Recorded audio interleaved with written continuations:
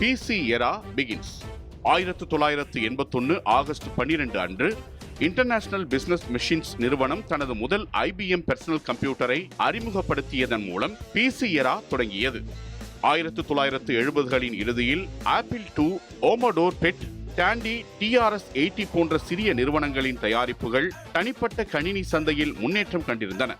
IBM அப்போது பெரிய நிறுவனங்களுக்கு மட்டும் மெயின் ஃப்ரேம் மற்றும் மினி கணினிகள் விற்பனையில் ஈடுபட்டிருந்தது. இச்சிறிய நிறுவனங்கள் விரைவாக வளர்ந்ததால் IBM போட்டியில் பின்தங்கும் நிலை ஏற்பட்டது.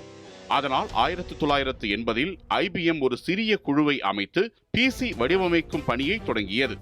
இந்த குழு ஒரே ஆண்டில் IBM 5150 பர்சனல் கம்ப்யூட்டர் மாடலை உருவாக்கியது. இதன் விலை சுமார் $1500 நியமிக்கப்பட்டது. Intel 8088 4.77 MHz processor, 16 KB RAM, 5.25 inch floppy disk drive storage உடன் மைக்ரோசாஃப்ட் வழங்கிய PC-DOS 1.0 ஆபரேட்டிங் சிஸ்டமில் இயங்கும் வகையில் வடிவமைக்கப்பட்டிருந்தது.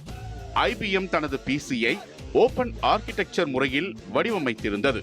அதாவது எந்த நிறுவனமும் IBM PC-க்கு பொருந்தக்கூடிய ஹார்ட்வேர் அல்லது சாஃப்ட்வேர் தயாரிக்க முடியும்.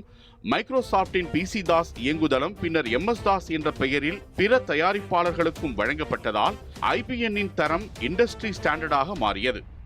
IBM PC-யின் ஓபன் ஆர்கிடெக்சர் மற்றும் MS-DOS பயன்பாட்டால் ஒரே மாதிரியான PC கம்பேட்டிபிள் எனப்படும் ஒத்திசைவு தரம் உருவானது.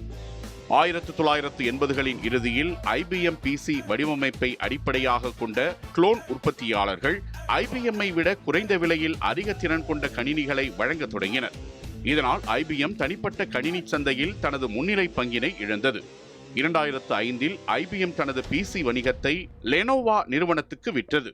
1981 ஆகஸ்ட் 12 அன்று வெளியான IBM பர்சனல் கம்ப்யூட்டர் நவீன தனிப்பட்ட கணினி வரலாற்றில் ஒரு பெரும் மாற்றத்தை ஏற்படுத்தியது. இது உலகளாவிய கணினி பயன்பாட்டை பொதுமக்களிடமும் வணிக உலகிலும் பரவச் செய்தது. இந்த வெளியீடு PC யுகம் என அழைக்கப்படும் காலத்தின் தொடக்கமாக வரலாற்றில் பதிவானது.